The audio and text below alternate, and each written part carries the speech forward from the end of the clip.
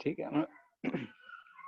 हम लोग nuclear physics देख रहे थे और न्यूक्लियर फिजिक्स में पहले तो हम लोग बाइंडिंग एनर्जी सब चीज के बारे में देखे थे, फिर एम डेल्टा एम फाइंड किए थे, मास इफेक्ट और मास के कारण जो एनर्जी होता है उसके बारे में हम लोगों ने सॉल्व किया था।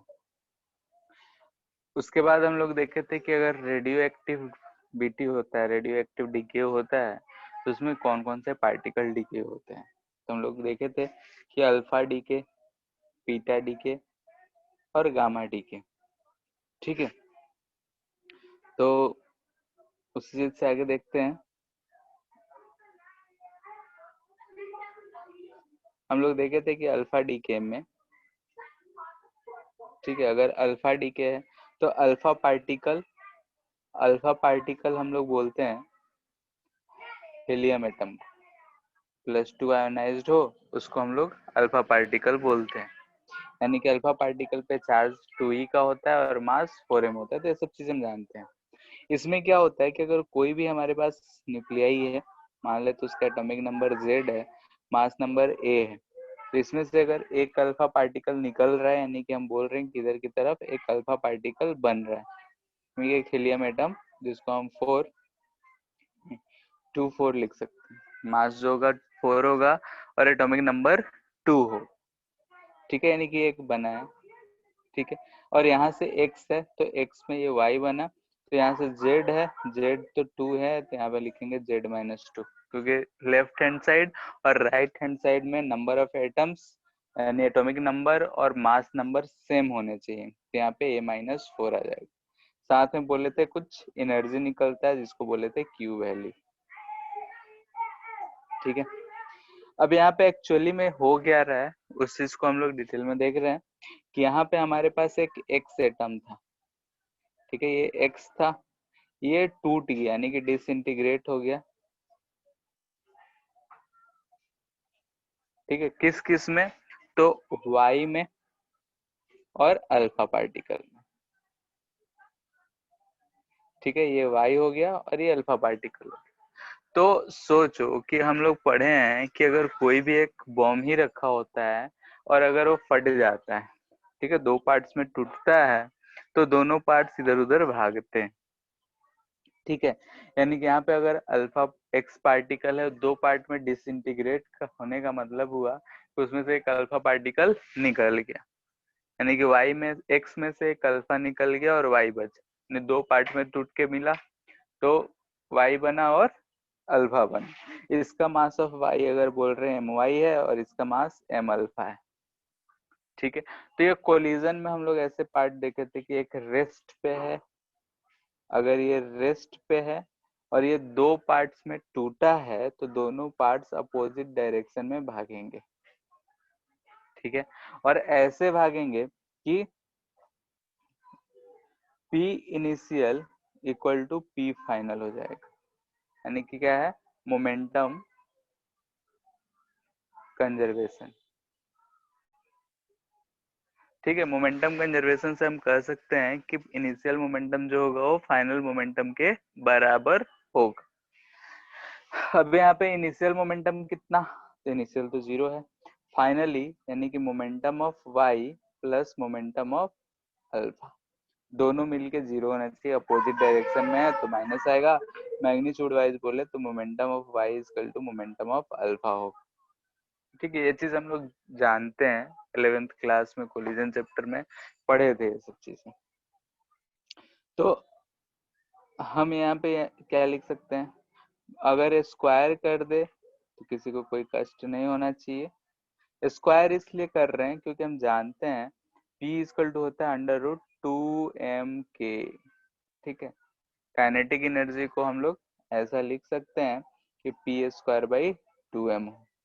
के क्या है, काइनेटिक एनर्जी, ऐसा हम लिख सकते हैं। तो इसलिए काइनेटिक एनर्जी के टर्म में लिखना चाह रहे हैं, तो हम इसका क्या लिख सकते हैं, 2 into mass of y into kinetic energy of y is equal to 2 mass of alpha kinetic energy of alpha। यहाँ से हमको क्या मिल रहा है, ky/k alpha is equal to m alpha by my। ठीक है, तो यहाँ से रेशियो है इनवर्स का, तो के वाई का वैल्यू हम क्या लिख सकते हैं, ध्यान से देखो तो, बोलो कैसे लिखते हैं, अगर ऐसे रेशियो में रहता है कैसे लिखते हैं। के वाई लिखेंगे तो लिखेंगे M alpha upon M alpha plus M Y into K Y plus K alpha. याद है रेजिस्टेंस में भी हम लोग ये चीज यूज कर रहे थे। अब यहाँ जो दोनों काइनेटिक एनर्जी जो हम बोल रहे हैं, तो जो एनर्जी है वो in the form of Q value है, यानी कि यहाँ पे क्यू वैल्यू हम लोग डेल्टा एम सी स्क्वायर लिखे थे, हियर क्यू इक्वल टू क्या था, डेल्टा एम सी स्क्वायर, जिसको हम kinetic energy of Y plus kinetic energy of alpha बोल सकते हैं। तो यहाँ से हम अलग अलग वैल्यू लिख सकते हैं। This implies that K Y यानी काइनेटिक एनर्जी ऑफ अल्फा जो होगा M alpha by M alpha plus M Y into Q. Alpha value का मास कितना होता है, तो 4 मास ऑफ प्रोटॉन होता है। नीचे अगर देखेंगे तो टोटल मास नंबर के बराबर हो जाएगा, तो 4 बाई। ठीक, similarly kinetic energy of alpha लिखेंगे तो उल्टा आएगा, ऊपर एम वाई हो जाएगा, नीचे M Y plus M alpha into Q. M Y कितना, तो ए माइनस 4, नीचे कितना आ जाएगा टोटल, तो हमको दोनों का काइनेटिक एनर्जी मिल जा रहा है। तो हमको इसमें क्वेश्चंस में डायरेक्ट पूछते हैं ये सब चीजें, हम यहाँ पे थ्योरेटिकल टाइप का बता दे रहे हैं कि अगर अल्फा पार्टिकल हमारा डिसइंटीग्रेट हो रहा है, टूट रहा है, एक से अल्फा पार्टिकल निकला तो एक दूसरा एटम बना वाई, फिर ऐसा हुआ। अब यहाँ से जो क्यू वैल्यू है वो और कुछ नहीं बल्कि दो पार्टिकल्स में टूट रहा है, तो दोनों का जो काइनेटिक एनर्जी का सम है वही हमारा क्यू वैल्यू है। ठीक है, यानी क्यू वैल्यू और कुछ नहीं बल्कि दोनों का काइनेटिक एनर्जी का सम है। ठीक है, तो वहां से हम लोग अगर क्यू वैल्यू पता है तो दोनों का काइनेटिक एनर्जी भी फाइंड कर सकते हैं। वाई के लिए 4 बाई ए क्या है हमारा मास नंबर ऑफ एक्स। ठीक है, वैसे ही यहाँ पे a बाई 4 माइनस ए। ठीक है, तो 4 बाई ए या फिर a minus 4 by A into Q करके हम दोनों का काइनेटिक एनर्जी निकाल सकते हैं। ठीक है, अब यहाँ से हमको ये पूछा जाता है, थ्योरेटिकल चीज है कि हम एनर्जी का बात जो कर रहे हैं वो क्या है। तो यहाँ से हमको दिख रहा है कि जितने भी अल्फा पार्टिकल होने चाहिए, यहाँ से थ्योरेटिकली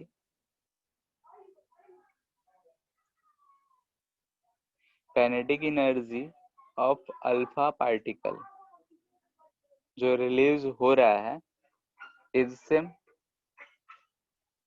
ठीक है, सेम हो रहा है, यानी कि अगर हम इस अल्फा पार्टिकल को किसी मैग्नेटिक फील्ड से पास करते, जैसे अगर मान लेते हैं ये मैग्नेटिक फील्ड है इनटू द प्लेन है, यहाँ से हम अल्फा पार्टिकल को इस तरीके से हम v वेलोसिटी से फेंकते हैं।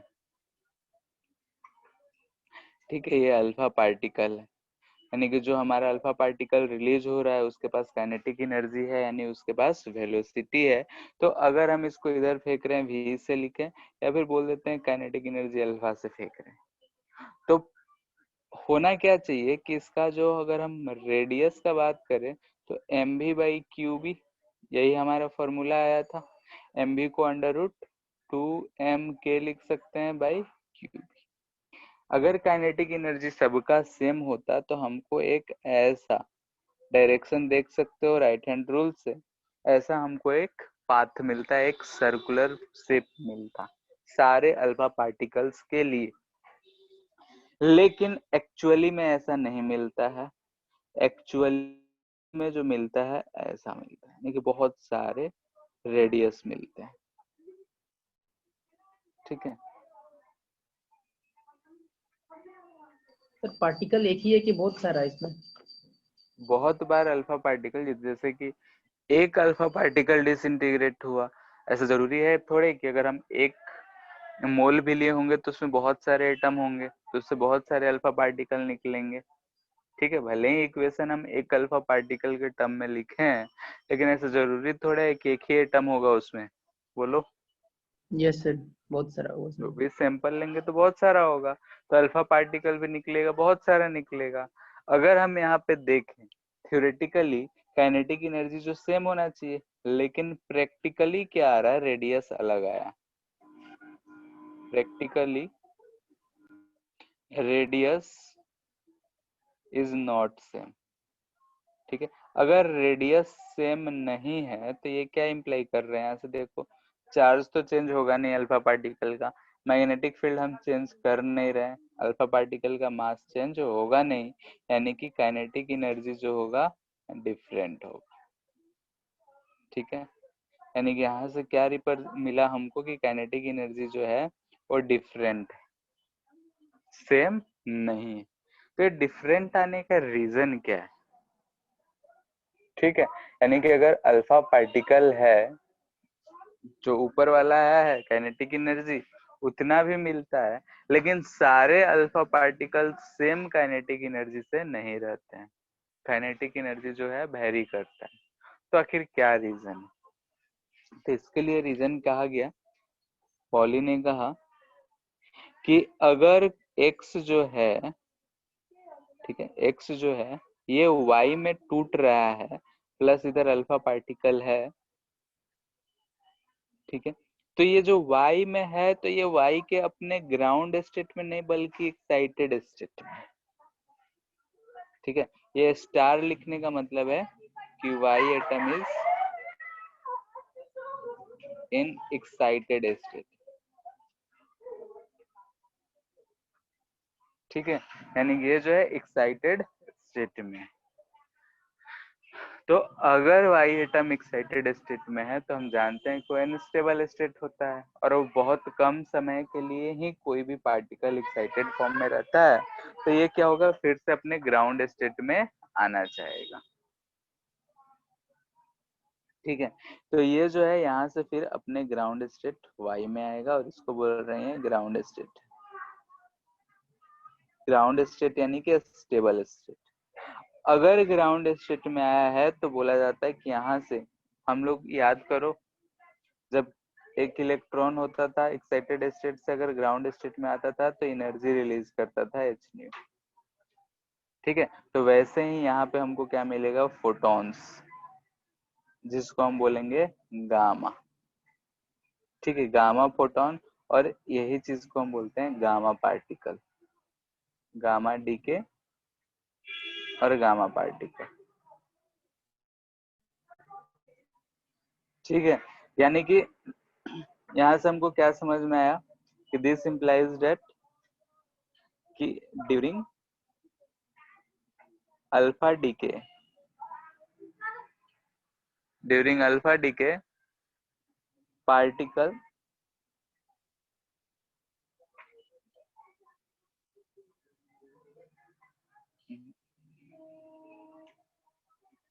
फॉर्म, पार्टिकल ने न्यूक्लियाई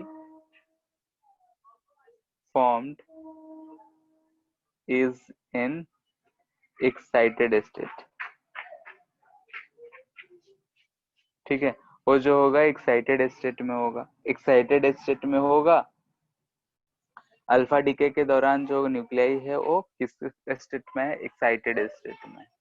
एक्साइटेड स्टेट में है तो releases energy to come in ground state. हम जानते हैं कि एक्साइटेड स्टेट में होता है तो ग्राउंड स्टेट में आएगा और एनर्जी रिलीज करेगा, यानी कि it comes in ground state by emitting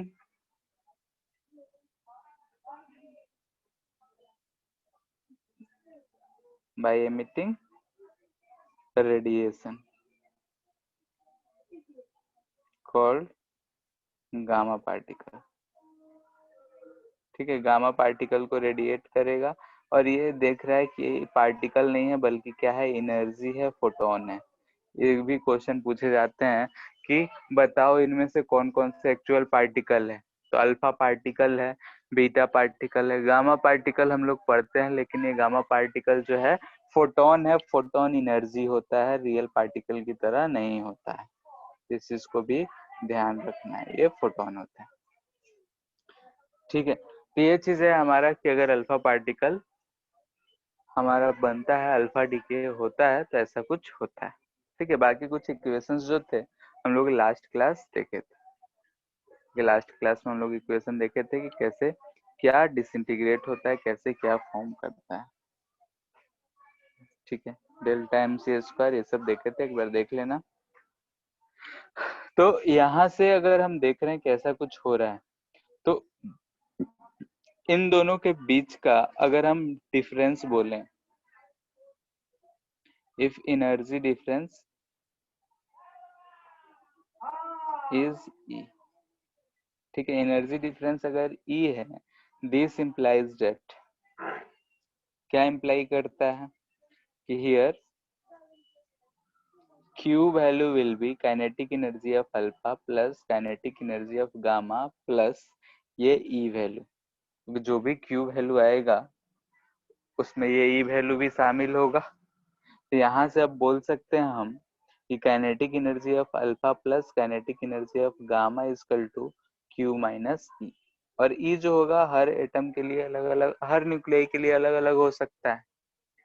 तो इस दौरान एनर्जी अगर ऑफ हम फोटोन है ना, ये एनर्जी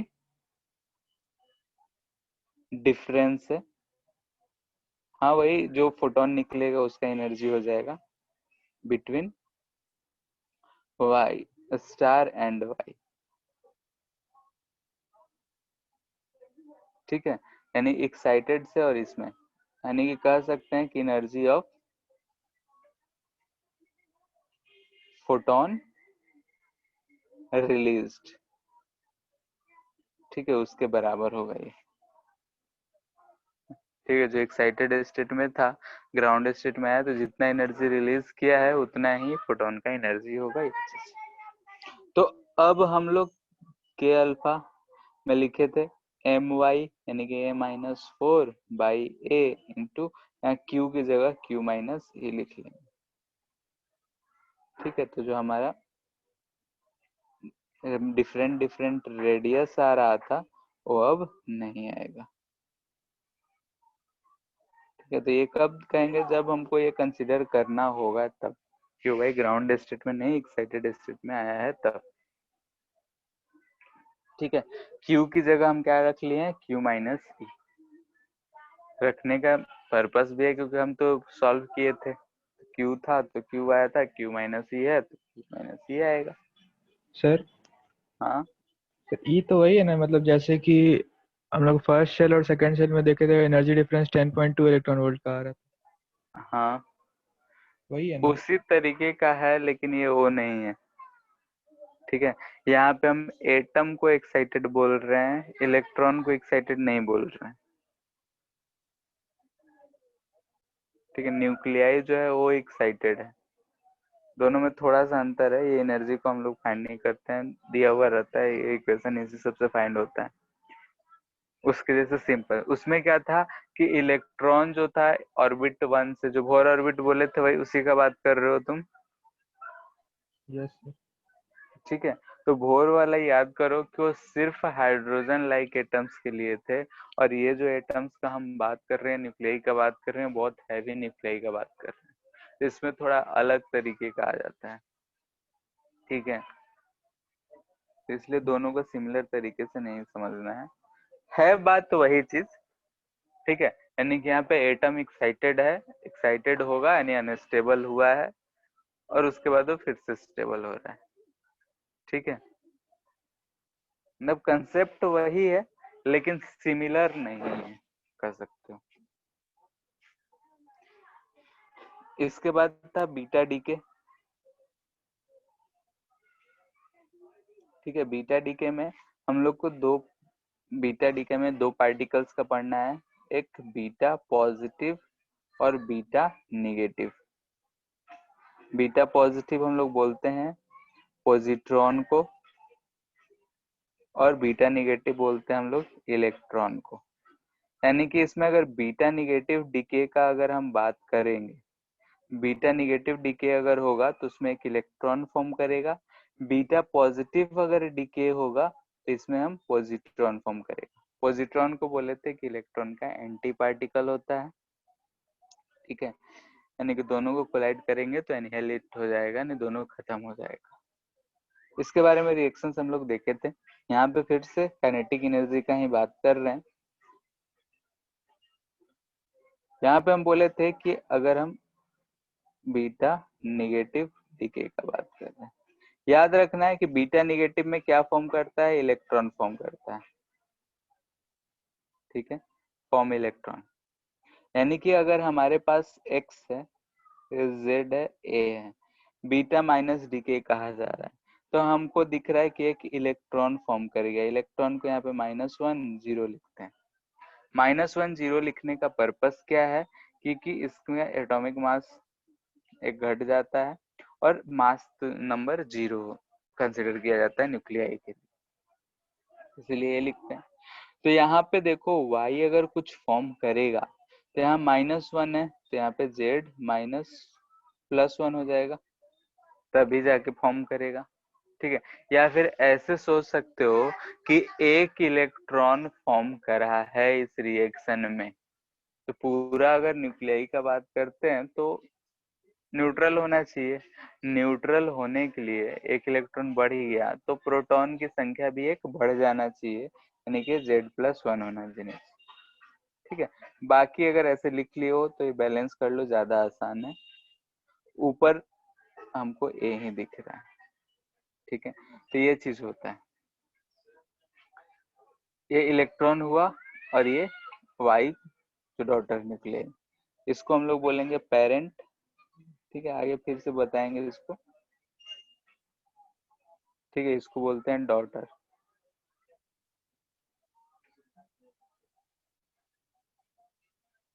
ठीक है, जो फॉर्म करा है वो डॉटर न्यूक्लियाई होता है। ये इलेक्ट्रॉन पार्टिकल जो रिलीज होता है।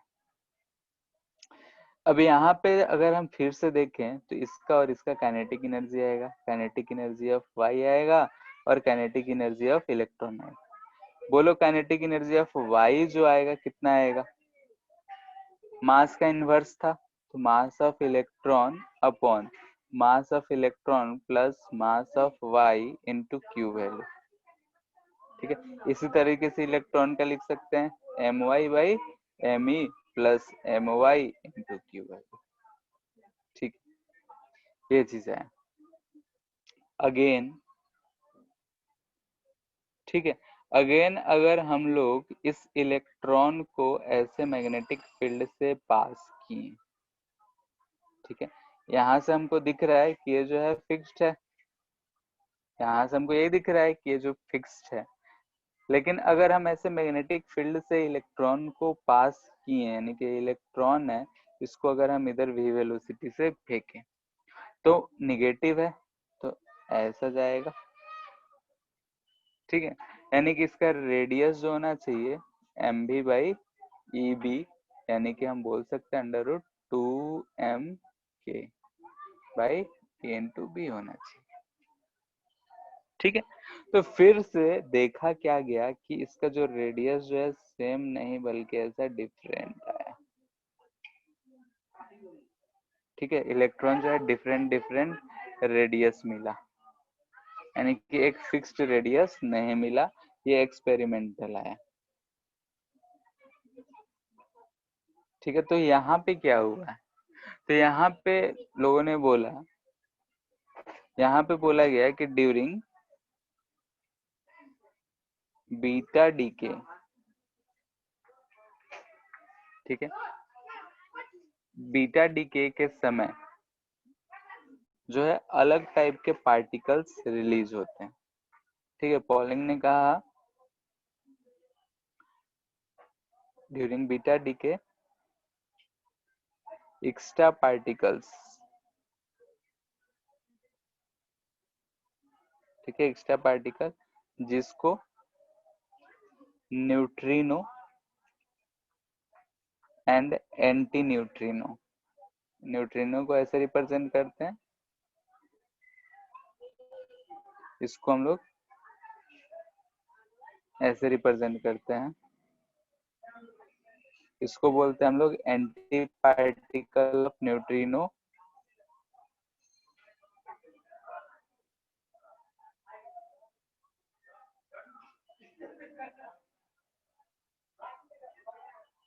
प्रोड्यूस्ड, ठीक है, ये दो अलग अलग पार्टिकल प्रोड्यूस्ड होते हैं। ठीक है, कहा गया यहाँ पे जो बीटा माइनस डीके हुआ है, इस बीटा माइनस डीके के साथ साथ यहाँ पे प्लस में एक एंटी न्यूट्रिनो भी डीके हुआ होगा। सर न्यूक्लियस ठीक के है, अंदर होता है। और हाँ न्यूक्लियस का ही बात हो रहा है। ठीक है, सर और लेकिन हम इस लोग केस में हुआ क्या है, हाँ बोलो। सर बोल रहे थे कि हम लोग इसको कंसिडर पहले नहीं करते हैं, इसे बोलते हैं ना कि एटम तीन ही चीज से बना हुआ है। हाँ तो ये बना तो हुआ है, तो ये तो जैसे फिर इसको जब न्यूक्लियस टूट रहा है तो सिर्फ इलेक्ट्रॉन और वाई में ही नहीं बल्कि एक छोटा और पार्टिकल टूट रहा है। जैसे समझ सकते हो कि एक बम रखा हुआ है, टूटा तो दो पार्ट में ही नहीं बल्कि एक छोटा सा पार्टिकल और टूट गया है। हाँ बात समझ आ रहा है? ये सर। ठीक है, यानी कि उसमें भी कुछ एनर्जी डिस्ट्रीब्यूट हो गया होगा, यानी कि हमने एक ऐसे पार्टिकल को तोड़ा तो दो पार्ट में नहीं बल्कि छोटा सा यहाँ से निकल के एक और भी निकल गया है। Yes sir. ठीक है, वो चीज कहा जा रहा है। तो बीटा डीके में हमको क्या दिख रहा है कि एक प्रोटॉन एक्स्ट्रा हो जा रहा है। तो न्यूक्लियस के अंदर क्या हो रहा है कि एक न्यूट्रॉन जो है एक प्रोटॉन में बदल जा रहा है, साथ में एक इलेक्ट्रॉन निकल रहा है प्लस एक एंटी पार्टिकल एंटी न्यूट्रिनो निकल रहा है। ठीक है, यानी कि एक न्यूट्रॉन जो है प्रोटॉन में बदला और साथ में दो पार्टिकल्स को रिलीज किया। ये न्यूट्रॉन का रिएक्शन लिखा गया है। तो ओवरऑल अगर हम न्यूक्लियाई का बात कर रहे हैं तो न्यूक्लियस टूटा, ठीक है, जैसे एक्स न्यूक्लियस था तो टूटा तो वाई में बदला, इलेक्ट्रॉन में बदला। वाई में जो है ये प्रोटॉन वाला चेंज वाई में दिख रहा है, इलेक्ट्रॉन एक उससे निकल टूट के निकला और साथ में एक छोटा सा कोई पार्टिकल है एंटी न्यूट्रिनो, ये निकला। ऐसे ही अगर हम बीटा प्लस डीके का बात करते हैं, ठीक है, तो बीटा प्लस में क्या होता है कि ये एक्स है, जेड है, ए है, तो ये जो है बीटा प्लस डीके यानी कि इसमें पॉजिट्रॉन फॉर्म, ठीक है, यानी कि पॉजिट्रॉन बनता है, पॉजिट्रॉन एक निकलता है, डीकेड बोल देते हैं। बीटा प्लस को पॉजिट्रॉन ही बोलते हैं। पॉजिट्रॉन को कैसे रिप्रेजेंट करेंगे, तो ऐसा, तो यहाँ पे हमको क्या मिल रहा है, +1 0, नीचे +1 है, यहाँ z है, दोनों तरफ बराबर होना चाहिए, तो यहाँ जो y फॉर्म करेगा यहाँ देखो z -1 हो जाएगा, तभी दोनों का जोड़ z के बराबर होगा और ऊपर जो होगा a के बराबर। ठीक है, इसमें भी सेम प्लस हम क्या कर देंगे, इसमें एंटी न्यूक्लियस के अंदर क्या लिखेंगे, न्यूक्लियस में क्या हो रहा है, यहाँ देखो एक प्रोटॉन का संख्या घट गया है, यानी कि एक प्रोटॉन जो है वो एक न्यूट्रॉन में बदल गया है, साथ एक इलेक्ट्रॉन में बदला है प्लस न्यूट्रिनो। ठीक है, देखो मास नंबर पे कोई इफेक्ट नहीं आएगा, क्यों, क्योंकि ऊपर वाले में देख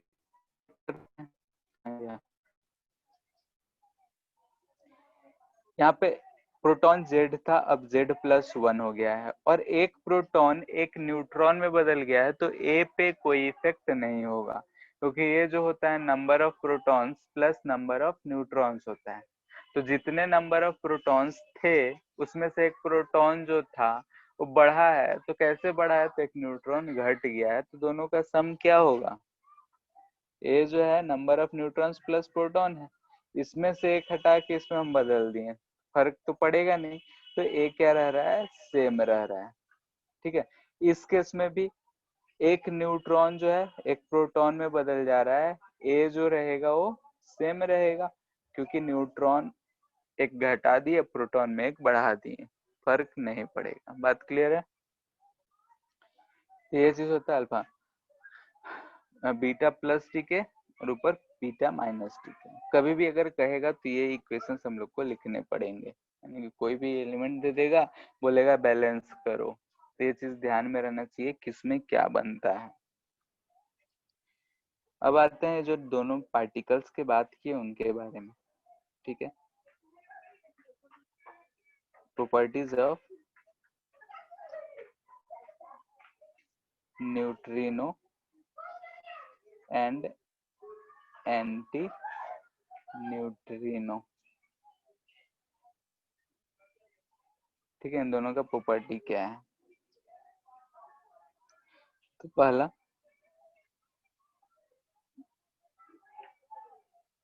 दे आर लाइक फोटॉन्स, ठीक है। फोटॉन्स की तरह होता है, फोटॉन्स की तरह यानी कि एक्चुअली में कोई पार्टिकल नहीं है, लेकिन हम लोग जैसे पढ़े हैं कि फोटॉन्स जो होता है पार्टिकल नेचर होता है, उसी की तरह। Rest mass 0, speed speed of light, energy is equal to वही m होगा मास mc², ठीक है। फोटॉन्स की तरीके का है। सेकेंड, फोटॉन्स पे भी हम लोग देखे थे कि उसका रेस्ट मास है, अगर मास नहीं है तो चार्ज नहीं होगा, तो दे आर चार्जलेस, ठीक है। उस पर चार्ज एग्जिस्ट नहीं कर सकता है। थर्ड, ठीक है, स्पिन क्वांटम नंबर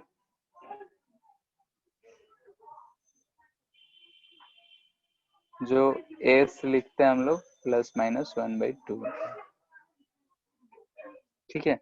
तो ये चीज हमारा जो अल्फा न्यूट्रिनो और एंटी न्यूट्रिनो है इसके प्रॉपर्टीज होते हैं, इसको ध्यान में रखना है, सर ठीक है। हाँ सर कोई पार्टिकल हो सकता है जिसका मास 0 है लेकिन उसमें चार्ज है? नहीं, तो कुछ ना कुछ मास होना चाहिए उसमें। हाँ चार्ज का तो ये प्रॉपर्टी ही है, charge is associated with mass, ठीक है। इलेक्ट्रोस्टैटिक में हम लोग शुरू में ही देखे थे कि चार्ज जो होता है मास के बगैर एग्जिस्ट नहीं कर सकता है, क्योंकि चार्ज एक्चुअली में होता क्या है, स्मॉलेस्ट यूनिट माने इलेक्ट्रॉन को, तो इलेक्ट्रॉन या तो एक्सेस में हो या फिर उसका डिफिशियंसी हो, और इलेक्ट्रॉन के पास मास होता है। किसी बॉडी पे अगर हम इलेक्ट्रॉन दिए हैं तो भी चार्ज आएगा, किसी बॉडी से मास आएगा, किसी बॉडी से इलेक्ट्रॉन निकाले हैं तो मास होगा, तभी हम निकाल सकते हैं। बात समझ आ रहा है? Yes sir. तो बिना मास के चार्ज नहीं हो सकता है,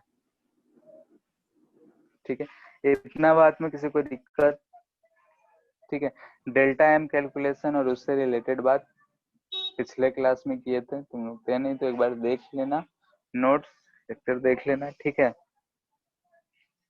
अब इन्हीं से रिलेटेड कुछ क्वेश्चंस देखते हैं, उसके बाद रेडियो एक्टिविटी का इक्वेशंस ये सब क्या चलेंगे उस,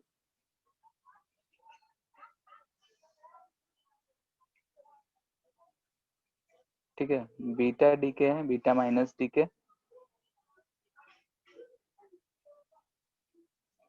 दिया है, गोल्ड है Hg198 plus beta minus plus anti neutrino, ठीक है। इलेक्ट्रॉन जो हम लोग यहाँ पे यूज कर रहे हैं, इसको बीटा माइनस से रिप्लेस कर सकते हैं, इसको बीटा प्लस से रिप्लेस कर सकते हैं, ठीक है। तो चीज लिखा हुआ स्टार का मतलब एक्साइटेड स्टेट में है, बोल रहे हैं energy of Hg star is 1.088 electron volt above the ground state, ठीक है। एक्साइटेड स्टेट का एनर्जी इतना है अबव द ग्राउंड स्टेट,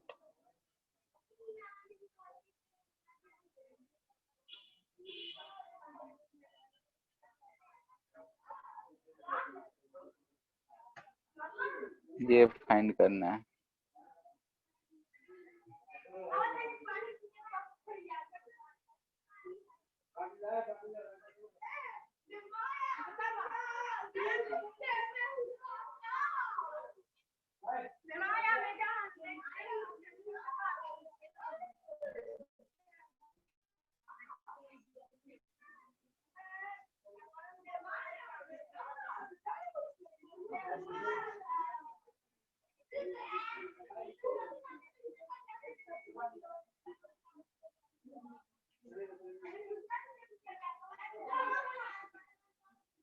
ठीक है, ये एटॉमिक मास दोनों का दे रखा है।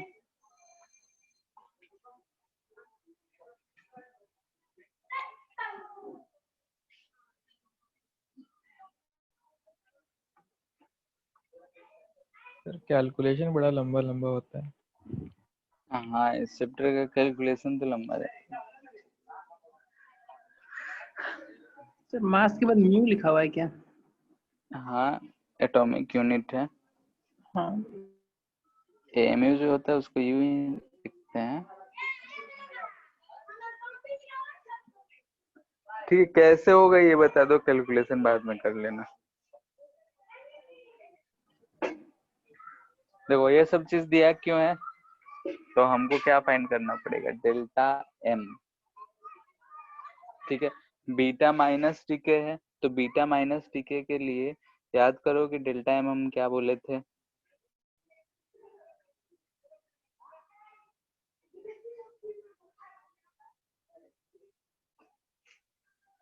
बोलो। फॉर बीटा माइनस टीके जब डेल्टा एम हम लोग फाइंड करते हैं तो ये mass of X minus M of Y आता है। ठीक है, तो क्यू वैल्यू जो हो जाएगा mass of X minus mass of Y into C square. ठीक है, तो इसमें एक्स क्या है, तो ये चीज एक्स है और ये वाई, दोनों को सब्ट्रैक्ट करेंगे, कुछ वैल्यू मिलेगा, उसमें सी स्क्वायर से मल्टीपल करेंगे, तो delta M C square Q value.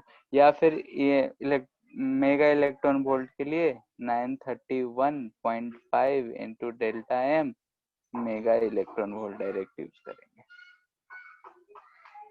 ठीक है, क्यू वैल्यू मिल जाएगा, ई का वैल्यू हमको गिवन है 1.088।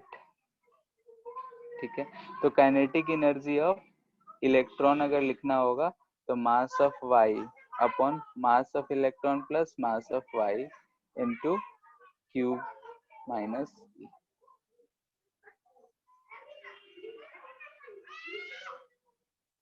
ठीक है, अब चूंकि यहाँ पे अप्रोक्सीमेशन यूज कर सकते हो कि y का मास इलेक्ट्रॉन के मास के कंपैरिजन में बहुत ज्यादा आएगा।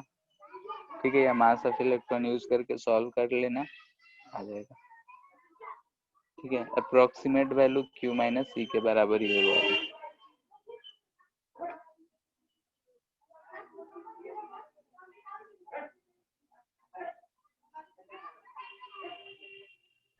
एक क्वेश्चन मैक्सिमम का बात कर रहे हैं। हाँ, क्वेश्चन देखना है इसका।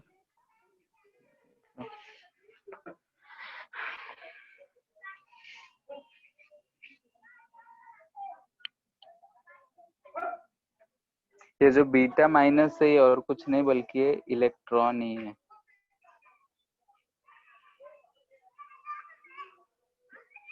ठीक है सर।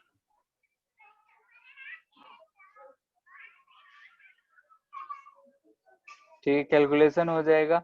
यहाँ पे हम अप्रोक्सीमेशन यूज कर सकते हैं क्योंकि मास ऑफ वाई जो है इलेक्ट्रॉन के मास से बहुत ज्यादा हो।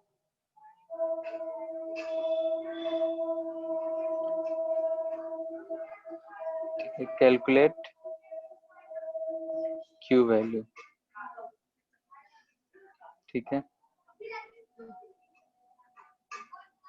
पहला O19 है, F19 प्लस इलेक्ट्रॉन प्लस,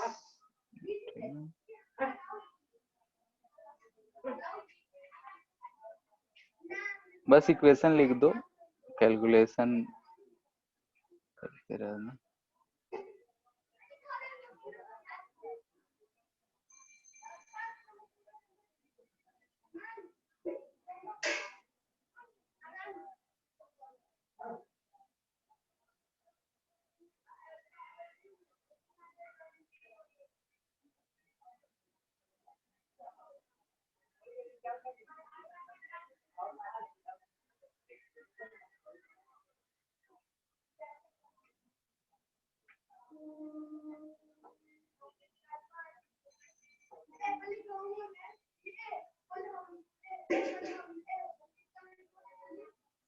ये चीज दे रखा है और mg का 24.985839 यूनिट, ये सब चीज दिया रहता है।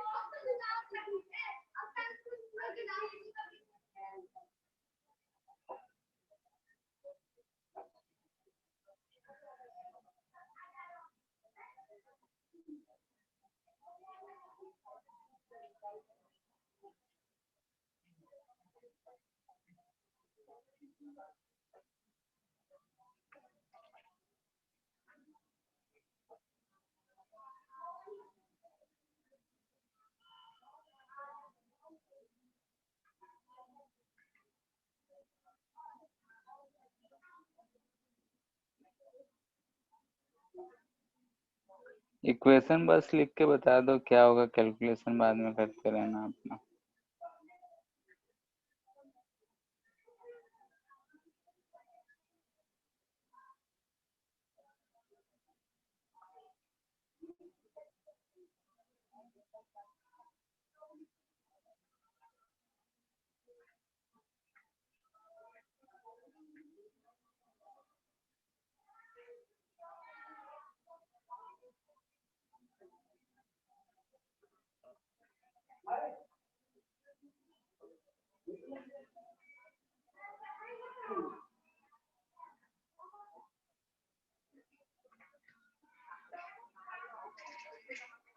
हो गया, डेल्टा एम यहाँ लिख दो बाकी तो। हाँ, मास इसका ऑफ डेल्टा एम क्या ऑक्सीजन, होगा?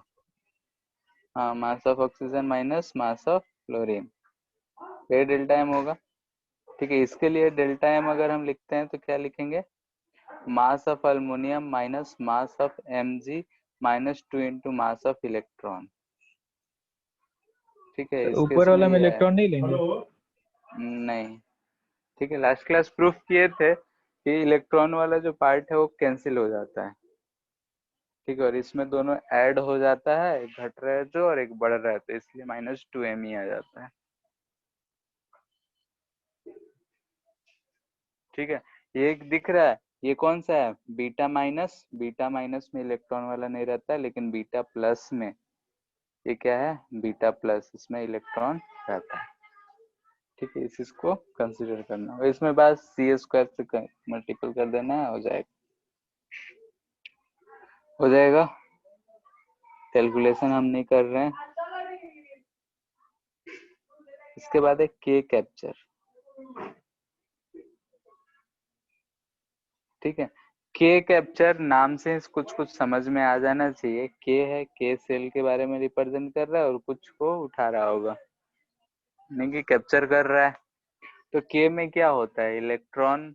तो के सेल के इलेक्ट्रॉन के कैप्चर का बात किया जा रहा है। ये बहुत ही रेयर प्रोसेस है। ठीक है, बहुत ही रेयर है, बहुत कम पाया जाता है। होता क्या है कि ये हमारा न्यूक्लियस है।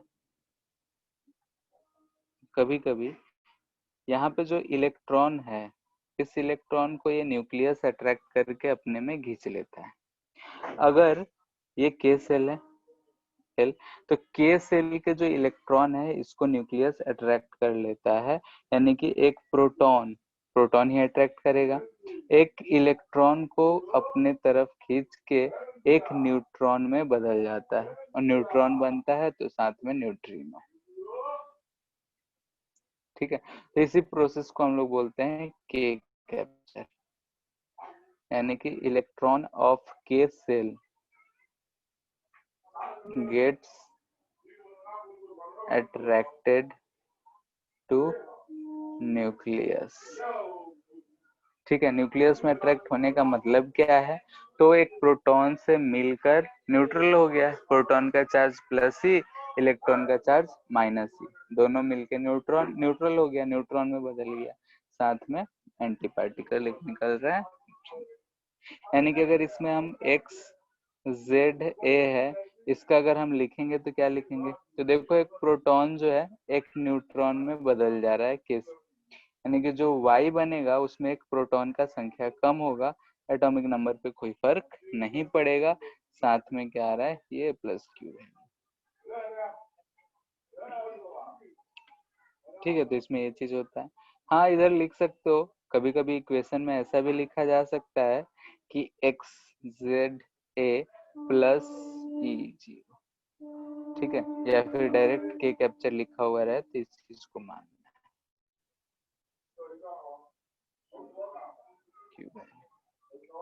ठीक है, तो ये बहुत ही रेयर है और इस चीज को ध्यान रखना कि हमको इक्वेशन, क्वेश्चन क्या पूछेगा, कोई भी एक इक्वेशन दे देगा, बोलेगा इसमें से अल्फा हुआ, बीटा हुआ, ये डीके हुआ, वो डीके हुआ, तो बताओ फाइनल प्रोडक्ट क्या होगा।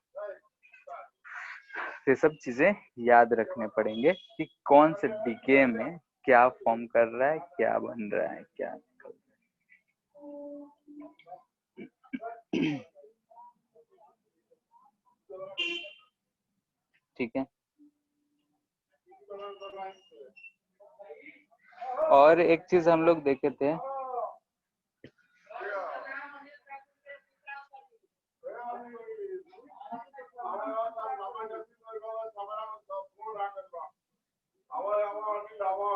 ठीक है, जैसे कि हम लोग देखे थे न्यूक्लियर स्टेबिलिटी कर्व, ठीक है, ये चीज हम लोग देखे थे लास्ट क्लास। ये और कुछ नहीं होता है, इधर की तरफ अगर नंबर ऑफ न्यूट्रॉन्स और इधर जेड लिखते हैं तो ये n equal to Z line है, तो जो हमारा बेल्ट मिलता है ऐसा कुछ मिलता है। ठीक है, यानी कि इसमें जो न्यूक्लियाई रहते हैं वो स्टेबल रहते हैं इस रीजन में, इधर जो रहता है और इधर जो रहता है ये सब अनस्टेबल होता है। ठीक है, तो लास्ट क्लास बताए भी थे कि इधर है, तो इधर अगर ध्यान से देखो तो n बाई जेड रेशियो का बात करें तो इधर न्यूट्रॉन ज्यादा है, जेड कम है, नंबर ऑफ न्यूट्रॉन्स ज्यादा है, तो n बाई जेड रेशियो ज्यादा है यहाँ के कंपैरिजन में। तो इसको अगर घटाएंगे तब जाके स्टेबल होगा, यानी कि इस रीजन को 1 बोल रहे हैं, इस रीजन को 2 बोल रहे हैं। तो for reason 1 n by z ratio decreases for stability। ठीक है, रीजन 1 में नंबर ऑफ n ज्यादा है तो स्टेबल, ये स्टेबल स्टेबिलिटी बेल्ट बोलते हैं इसको।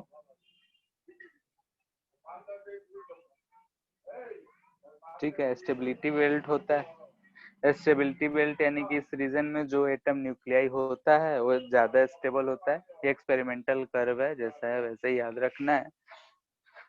ठीक है, अब इसमें जो है इसके लेफ्ट साइड यानी कि रीजन 1 का बात कर रहे हैं तो उसमें n बाई जेड को डिक्रीज करना पड़ेगा फॉर स्टेबिलिटी, स्टेबिलिटी के लिए हमको उसका वैल्यू डिक्रीज करना पड़ेगा। ठीक है, अगर डिक्रीज करेंगे तब वो क्वांटिटी स्टेबल कहलाएगा। ठीक है, तो ये रेशियो डिक्रीज कैसे होगा, ध्यान से देखो।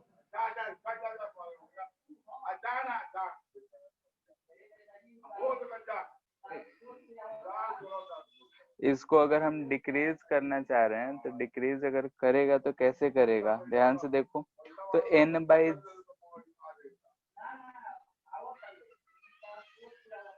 n बाई जेड रेशियो को अगर हम डिक्रीज करेंगे, ठीक है, तो n बाई जेड रेशियो को अगर हम इंक्रीज करें, डिक्रीज करना चाहते हैं तो ये जेड को बढ़ाना पड़ेगा और n को घटाना पड़ेगा। यानी कि इसमें से एक न्यूट्रॉन को अगर प्रोटॉन में बदल दें, यानी कि न्यूट्रॉन जो है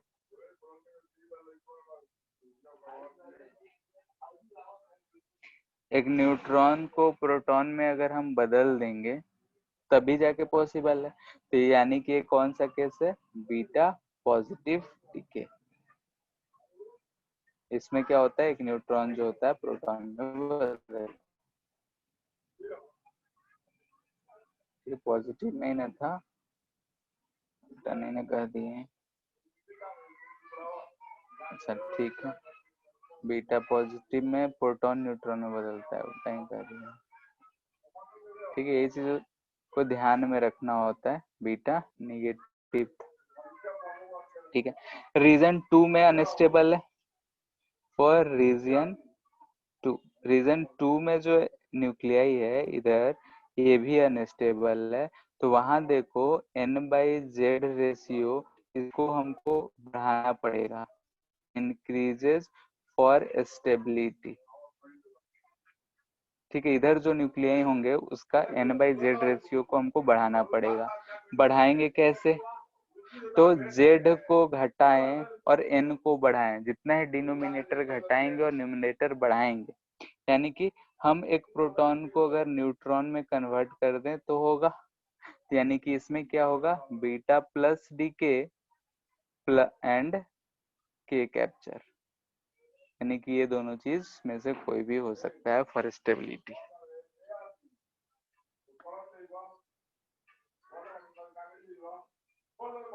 ठीक है, स्टेबिलिटी के लिए उस रीजन में जब रहेगा, सेकेंड रीजन में तो ऐसा होगा। फिर वैल्यू से ज्यादा टेंशन नहीं लेना है, क्वेश्चन पूछता है तो रीजन वाइज ही पूछेगा। ठीक है, तो इस चीज को ध्यान रखना है। इसके बाद हम लोग का बचता है रेडियो एक्टिव डीके।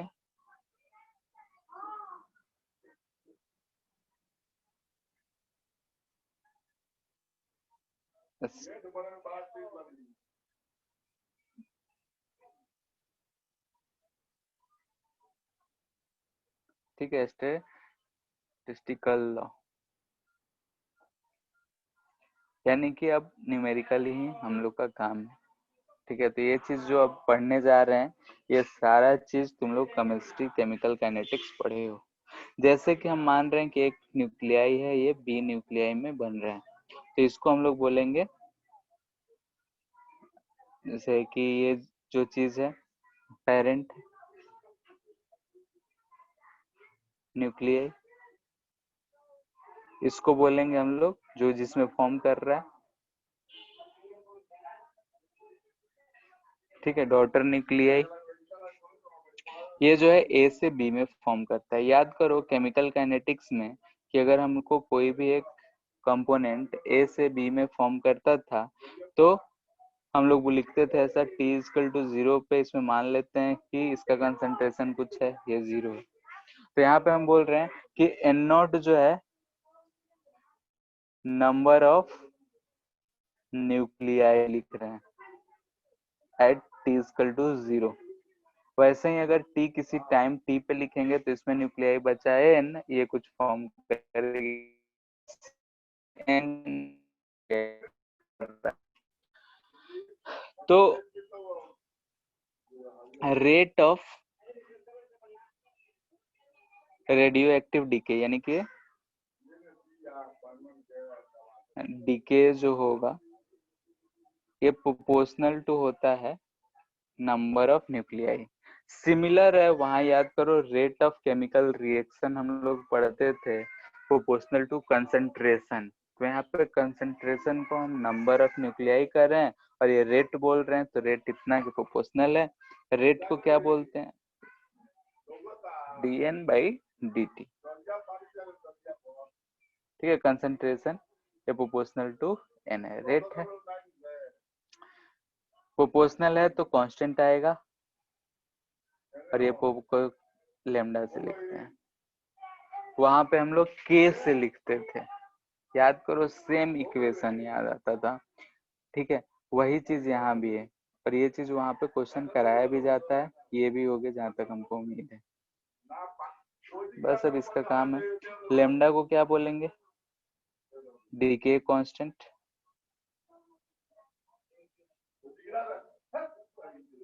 ठीक है, बस इसको सॉल्व कर लो। सॉल्व कैसे करेंगे, तो dN/n equal to lambda dt, integrate कर लिए 0 से t, ये N0 था, फाइनली n बचेगा। ठीक है, यहाँ से अगर हम लिखेंगे तो 1/n है, यानी कि 1/x dx, यानी कि ln n, N0 से n इक्वल टू इधर आ जाएगा लेमडा t। ठीक है, तो यहाँ से हम लिख सकते हैं ln n/n0 equal to lambda T. यहाँ से ध्यान से देखो n इक्वल टू हमको आ रहा है N0 e⁻ लेमडा टी। ठीक है, वहां पे आता था, याद करो, A equal to A0 e raise to power KT, concentration of A लिखते थे, तो यहाँ पे हम, यानी कि A का ये जो है number of nuclei of A after time T time के बाद, ये जो N0 था वो इनिशियली था, कितना डिसइंटीग्रेट कर गया, तो इसको हम लोग N टाइम पे बोल रहे हैं। N डैश कितना हो जाएगा, N डैश तो जितना डिसइंटीग्रेट कर गया, यानी कि N0 माइनस N लिख सकते हैं, यानी कि N0 1 minus e raise to power lambda T।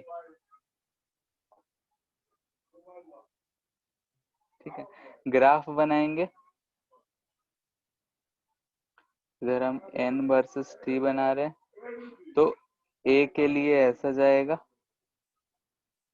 और B जो है 0 से जा रहा है, तो B जो है 0 से जाके फाइनली N0 ही होगा, अगर पूरा का पूरा हो गया तो ऐसा हो जाएगा।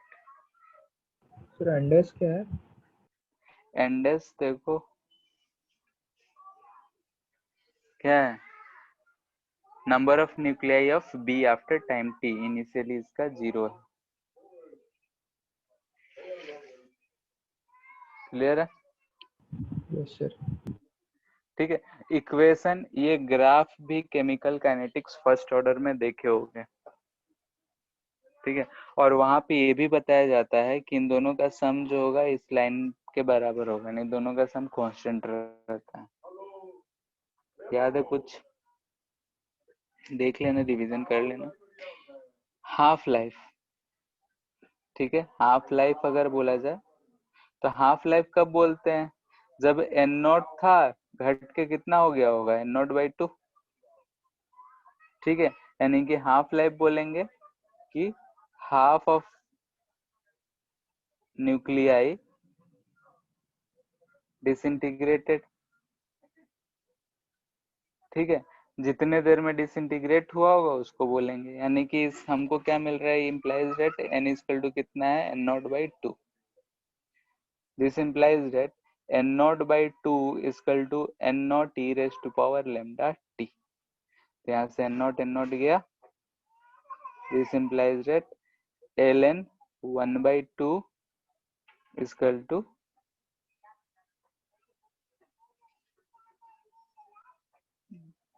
कहीं गलती किए हैं क्या कैलकुलेशन में? अच्छा ठीक है, ठीक है, यहाँ पे देखो n जो है ये घट रहा है, तो यहाँ पे माइनस लगेगा, यही गलती कर दी है हर जगह, हम भी सोच रहे हैं बार बार माइनस लिखा रहा है, गलती क्या हो रहा है, हर जगह माइनस रहेगा, तो सही है, यहाँ भी माइनस रहेगा, तो यहाँ पे माइनस लैम्डा टी। ठीक है, क्या किए हैं यहाँ से ध्यान से देखो, 1/2 equal to E raise to power minus lambda T, दोनों तरफ लॉग ले लिए, इधर लॉग हो जाएगा और ये पावर होता है तो आगे आ जाएगा। ln इसको हम लिख सकते हैं minus ln2 equal to minus lambda T, और ये t क्या है, तो हाफ लाइफ है, तो t 1/2 लिख देते हैं, तो यहाँ से हमको t हाफ लाइफ मिला ln2 बाई लेमडा, यानी कि 0.693 बाई लेमडा। वहां पे ये चीज आता था 0.693 बाई के। ठीक है, फॉर्मूला भी सेम है, इसलिए हम बार बार उस चीज से रिलेट कर रहे हैं। अगर हमको सॉल्व करने के लिए मिल जाए तो फर्स्ट ऑर्डर केमिकल काइनेटिक्स, ठीक है, इसको केमिस्ट्री में पढ़ लेना, बात समझ में आ जाएगा।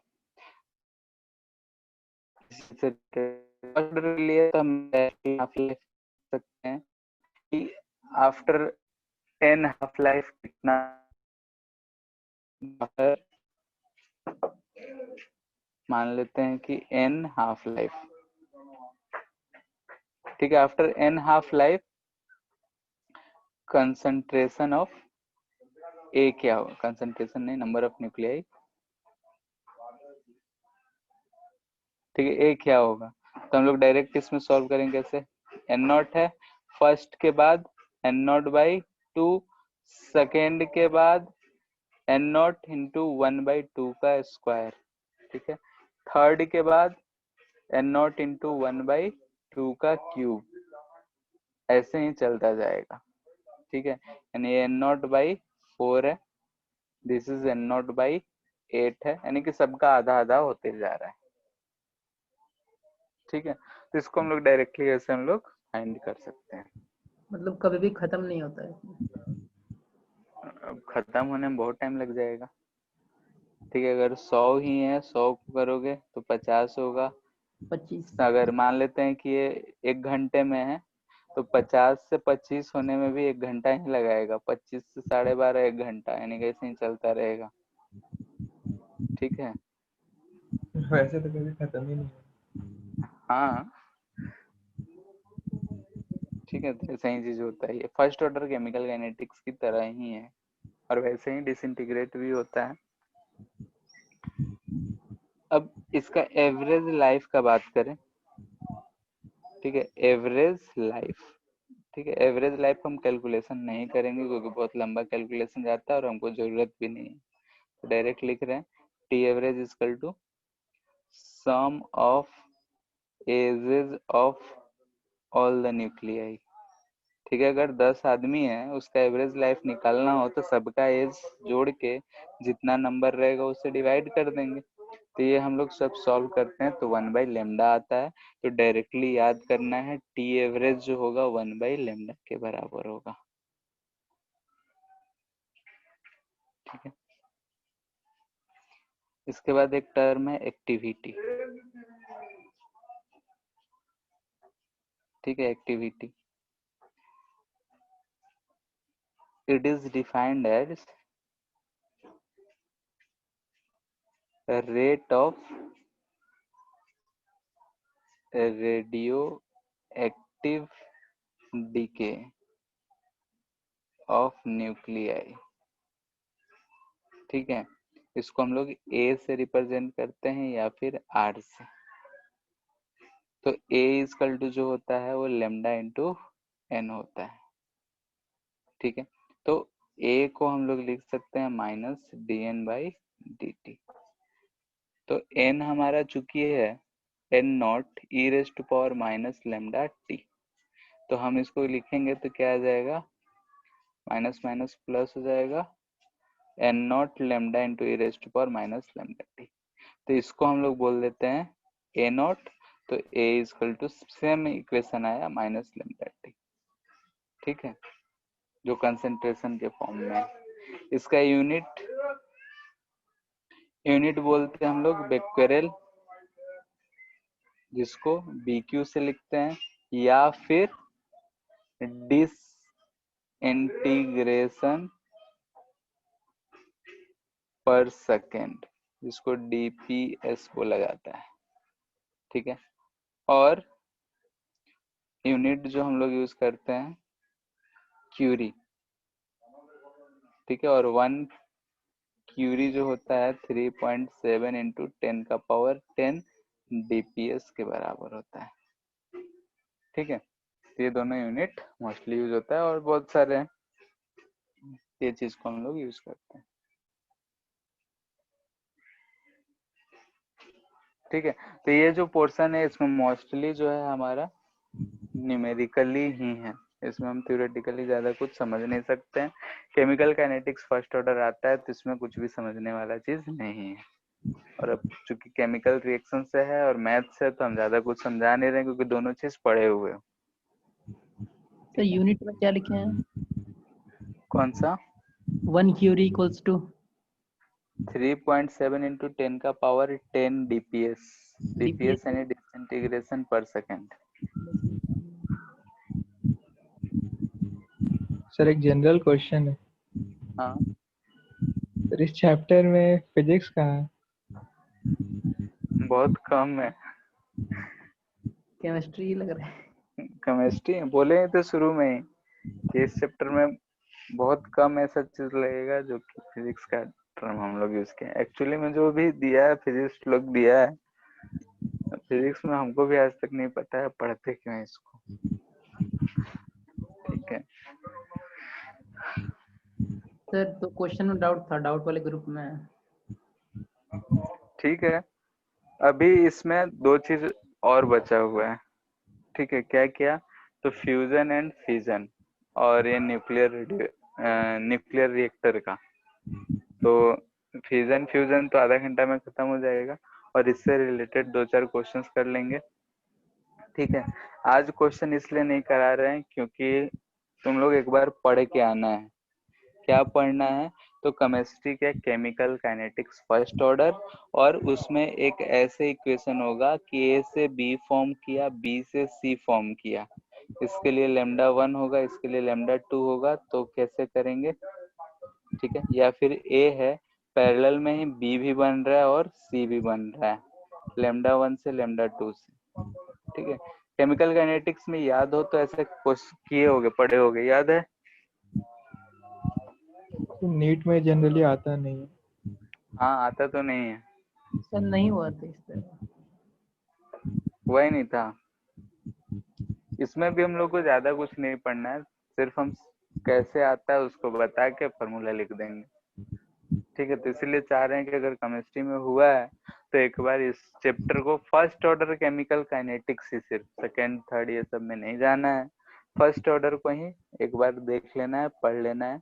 नेक्स्ट क्लास में इससे रिलेटेड क्वेश्चंस करेंगे। फिर फिजन और फ्यूजन है।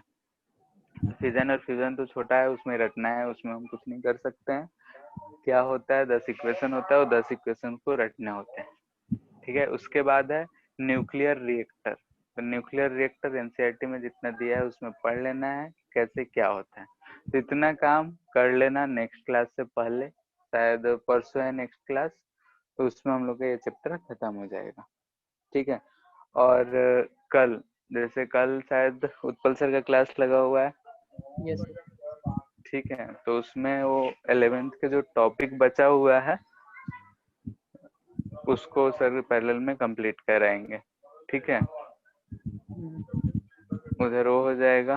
तो हम लोग का ये न्यूक्लियर फिजिक्स खत्म होगा तो पहले कौन सा पढ़ोगे, सेमीकंडक्टर या रे ऑप्टिक्स?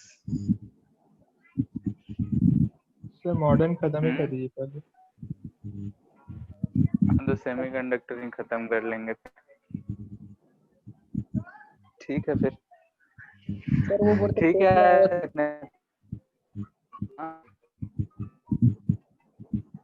क्या? सर बोलते टेस्ट में आया हुआ 2 क्वेश्चन में डाउट था सर, वो ग्रुप में था। ठीक है, नेक्स्ट क्लास में डिस्कस कर लेंगे। ठीक।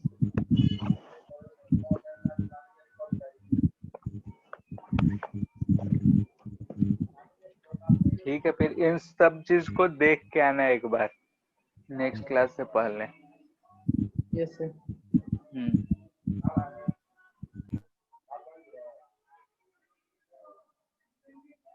ठीक है फिर।